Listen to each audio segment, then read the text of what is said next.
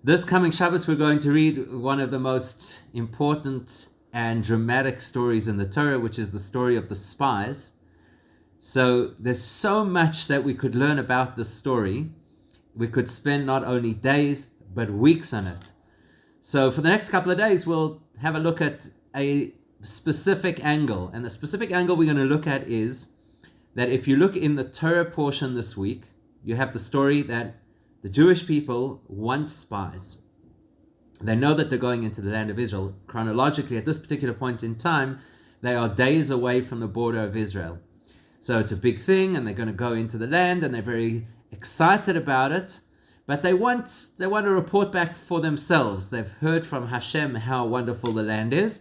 They want somebody from the inside, so to speak. So they approach Moshe, and they say to Moshe, choose spies for us. Moshe decides he's going to call their bluff because he understands what's going on over here. He understands that there's some doubt and some anxiety just before the event. You know how it is. In advance, everybody's very excited about something. And then when it's actually the time, you start to become a little bit anxious. So he figures, look, he'll call their bluff and he say, fine, if you want spies, I have no problem. I'll send spies. And his psychology is that very often, if you're unsure about something, but then the person who represents that particular item or event is confident enough to say, go ahead, check it out for yourself, usually that in itself should instill some level of faith and trust. So he figures if he tells them, by all means, then they'll backpedal and they'll say, okay, you're obviously confident in your product, we don't worry. That's not what happens. The people say, yes, thank you, we really appreciate this, we want to send these spies, which they do. And of course, as we know, it's not a great story at the end. The spies are told one particular thing, that they should go and they should check out the land and they should report back on what kind of produce it has, what kind of people it has, what kind of cities it has. And then they're based on that supposed to come back and tell the Jewish people that this is what we're in for. Unfortunately, it goes pear-shaped and they come back and they tell the Jewish people, it's not going to happen and you've been led up the creek and it's impossible and we're all going to die. The people respond in a terrible way and they mourn and they complain and they cry and they're all punished not to be able to go into the land of Israel. They get delayed by 40 years, which means that most of the adult population does not get into the land. And the spies are immediately disposed of in a very graphic way. A very strange kind of epidemic that takes them out. So that's the parasha this week. Now, if you look at the haftarah of this week, and the goal of the haftarah is to echo and mirror the theme of the parasha. So if you take a look at the haftarah this week, it's also about spies. Not surprisingly, the parasha is about spies, the haftarah is about spies. The spies in the haftarah are the spies that Joshua sends just before the Jews actually get into the promised land. And his spies are successful, they're very successful. In fact, they're so successful that unlike the spies of Moshe that had to go up and down the land for 40 days and they came back and the whole thing fell to pieces, the spies of Joshua, they go into Jericho, into the city of Jericho. They are there overnight, one night. After that, they have to go into hiding for 3 days because there's this whole search party trying to find them. And then they come back to Yehoshua and they say, it's open, we're going to succeed, everything is fine. So it's interesting because the haftarah and the parasha are supposed to mirror each other, but the truth is they're actually quite different stories. One is a story of abject failure, and the other is a story of amazing success. What we're going to do now is we're going to do an analysis of the two stories and what they could teach us. Because the purpose of the Torah is not to tell us history. The purpose of the Torah is to tell us about our own lives and things that we could learn and how we could apply them in our spiritual development and growth. So we want to look at these two stories and say, so what do they teach us? And in order to understand what they teach us, we have to go back one step and ask a more broad question. What does the conquest of the land of Canaan teach us? If Hashem wanted us to have the land of Israel, why did he not just make it the land of Israel to start with and plonk the Jews down there in the first place? Why did he insist that it should first be a land called Canaan, the land of Canaan, inhabited by the most horrible people on the planet? The Torah makes a big point of the fact that they were promiscuous people, they were immoral people, they were pagans, they were people who had a tremendous amount of discord between themselves. Not a nice bunch of guys. So if Hashem wants us to have the land of Israel, surely he should have given us the land of Israel. Why do we have to have this strange process? That first it is called Canaan, and it's a place that is uninhabitable by decent people. Then the Jews have to come, fight for it, and eventually conquer it, and then take it as their own.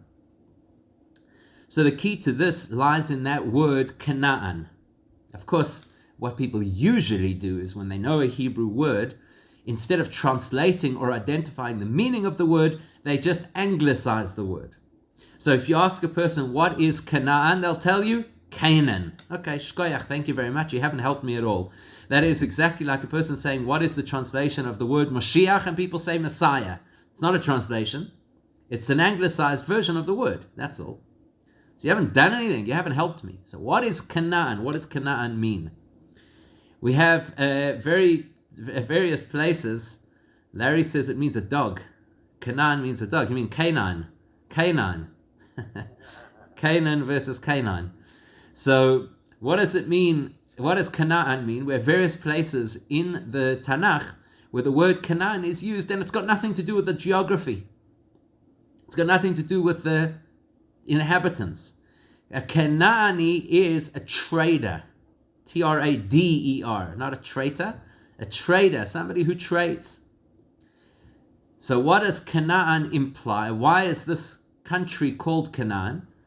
Because in the world of trade, what you always look to do is to invest with the expectation that you will earn.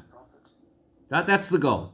The goal of Canaan, the principle of Canaan, the principle of trade, is that it is worth my while to make an investment in the expectation and the hope that that investment will give me a return that is greater than what I invested, so it was worthwhile. Likewise, Canaan, the land of Canaan, represents, besides the geography of it, the land of Canaan represents making a useful, beneficial, successful investment, a good trade. So we invest X and we get back a surplus. Now we know that everything that exists in the world exists in three realities simultaneously. It's called Olam, Shana, Nefesh. Everything that exists in geography, Olam, the world. Shana, it exists in time. Nefesh, it exists in my personal spiritual growth. So if there is such a concept as a country called Canaan, and that country will later become the same geography, but it will have a different name and therefore a different association called Eretz Yisrael, the land of Israel. So then you have to say that within myself, within Nefesh, there's a component of myself that is Canaan, that is in its raw, natural, undeveloped, immature state.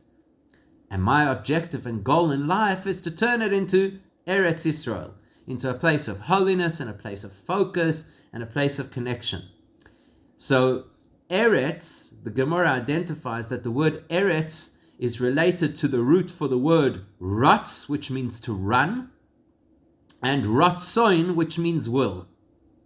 So Israel is called Eretz Yisrael to emphasize the fact that Israel represents an enthusiasm, like running, and a will to do what Hashem wants.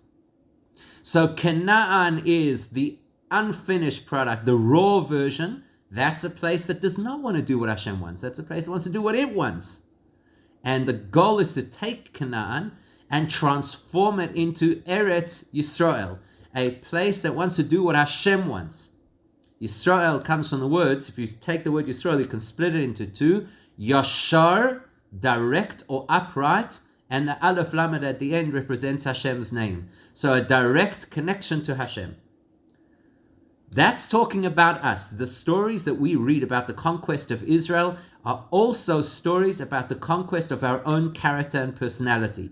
In its raw form, leave a human being to his or her own devices, you know what's going to happen. It's going to be messy. There's going to be discord, there's going to be inappropriate behavior to a greater or lesser extent, there's going to be greed, there's going to be selfishness. So each of us in our raw state is Canaan. Canaan, we're not so sublime, we're not so elevated in our raw state. The goal of life is to take Canaan and turn that investment. So what Hashem gave me in terms of my personality and my character has the potential to produce something that is incredibly worthwhile. But it's not going to happen overnight. It's going to require conquest. And conquest implies that there's going to be effort and it's going to take time, and I have to be strategic and I have to be smart, and eventually I'll turn it around. So that's the story of Canaan. The story of Canaan is the story of all of us. In Canaan, that's the geographical version. When we read the Torah, it's in order for us to understand in our own lives the personal version.